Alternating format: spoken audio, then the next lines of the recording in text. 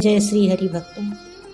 कार्तिक महात्म के अंतर्गत आज 5वें अध्याय को हम श्रवण करेंगे। राजा पृथु बोले कि हे नारद जी, आपने कार्तिक मास में स्नान का फल कहा, अब अन्य मासों में विधि पूर्वक स्नान करने की विधि, नियम और उद्यापन की विधि भी बतलाइए।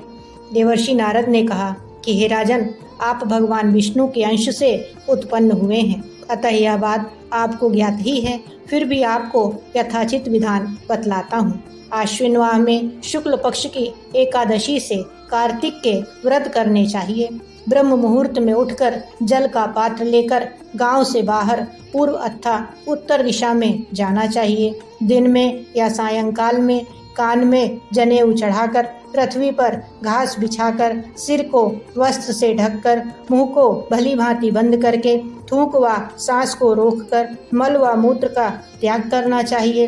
तत्पश्चात मिट्टी व जल से भली भांति अपने गुप्तांगों को धोना चाहिए। उसके बाद जो मनुष्य मुख शुद्धि नहीं करता, उसे किसी भी मंत्र का फल प्राप्त नहीं होता है।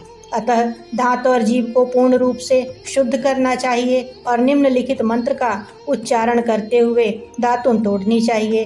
हे वनस्पते, आप मुझे आयु, कीर्ति, तेज, प्रज्ञा, पशु, संपत्ति, महाज्ञान, बुद्धि और विद्या प्रदान करें।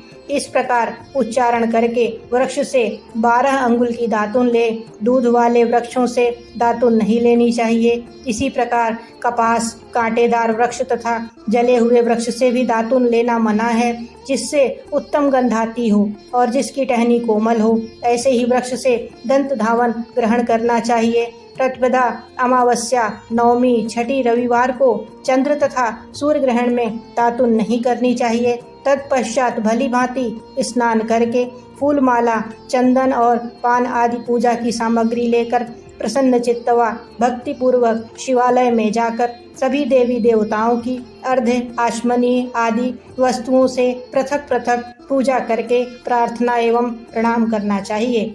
फिर भक्तों के स्वर में स्वर मिलाकर श्री हरि का कीर्तन करना चाहिए।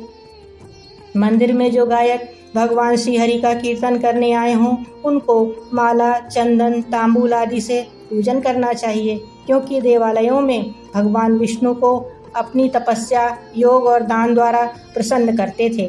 परंतु कलयुग में भगवत गुणगान को ही भगवान श्री हरि को प्रसन्न करने का एकमात्र साधन माना गया है। नारद जी राजा पृथु से बोले कि हे राजन, एक बार मैंने भगवान से पूछा कि हे प्रभु, आप सबसे अधिक कहाँ निवास करते हैं? इसका उत्तर देते हुए भगवान ने कहा कि हे नारद, मैं वैकुंठ या योगियों के हृदय में ही निवास नहीं करता, अपितु जहाँ मेरे भक्त मेरा कीर्तन करते हैं, मैं वहाँ अवश्य निवास करता हूँ। जो मनुष्य चंदन, माला आदि से मेरे भक्तों का पूजन करते हैं, उनसे मेरी ऐसी प्रीति होती है जैसे कि मेरे पूजन से भी नहीं हो सकती। नारद जी ने फिर कहा कि शीरीष, धतूरा, गिरजा, चमेली, केसर, कंदार और कटहल के फूलों व चावलों से भगवान विष्णु की पूजा नहीं करनी चाहिए। अड़हल, कंद, गिरीश, जूही, मालती और केवड़ा की पुष्पों से भगवान शंकर की पूजा नहीं करनी चाहिए। जिन देवताओं की पूजा में जो फूल निर्दिष्ट हैं, उन्हीं से उनका पूजन करना चाहिए। पूजन समाप्ति के बाद भगवान से क्षमा प्रार्थना करनी चाहिए, यथा कि हे सुरेश्वर, हे देव, ना मैं मंत्र जानता हूँ, ना क्रिया, मैं भक्ति से भी हीन हूँ। मैंने जो कुछ भी आपकी पूजा की है, उसे आप पूर्ण करें। ऐसी प्रार्थना करने के पश्चात साष्टांग प्रणाम करके भगवद कीर्तन करना चाहिए, श्री हरि की कथा सुननी चाहिए और प्रसाद ग्रहण करना चाहिए। जो मनुष्य उपरोक्त विधि के अनुसार कार्तिक व्रत का अनुष्ठान करते हैं, वह जगत के सभी सुखों को भोगते हुए अंत में मुक्ति को प्राप्त करते हैं। जय जय श्री राधा माधव। श्री हरि लक्ष्मी नारायण भगवान की जय हो।